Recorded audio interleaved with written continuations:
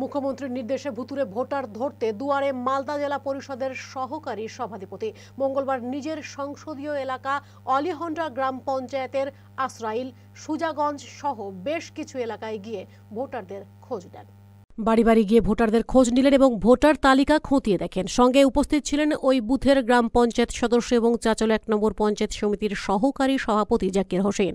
প্রসঙ্গত দলের সাংগঠনিক সভাতে নেতাজি ইনডোর থেকে মমতা ব্যানার্জি অভিযোগ করেছিলেন বিজেপি চক্রান্ত করে ভিন রাজ্যের ভোটারদের এখানে ভোটার তালিকায় নাম সংযোজন করাচ্ছে।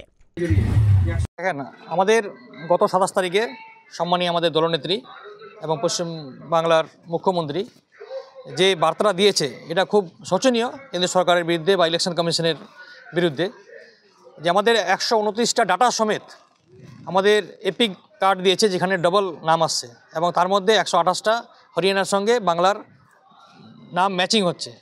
এটা ইলেকশন কমিশনের ফেলিওর এবং কেন্দ্র সরকারের সত্যি ফেলিওর। আমাদের গতকালও আমাদের সরকারের তরফ থেকে তৃণমূল কংগ্রেসের পক্ষ থেকে হুইপ জারি করা হয়েছে এবং 24 ঘন্টা টাইম দেওয়া হয়েছে ইলেকশন কমিশনকে। যদি এই সংশোধনগুলো যদি ঠিকমতো না হয় তাহলে কিন্তু ইলেকশন কমিশনের বিরুদ্ধে কিন্তু আমাদের এগোবে।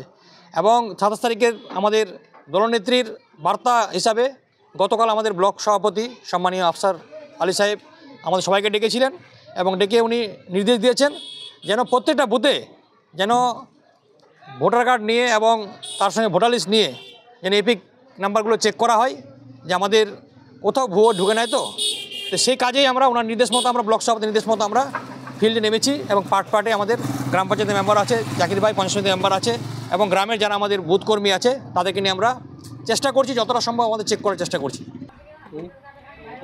মালদা টুডে।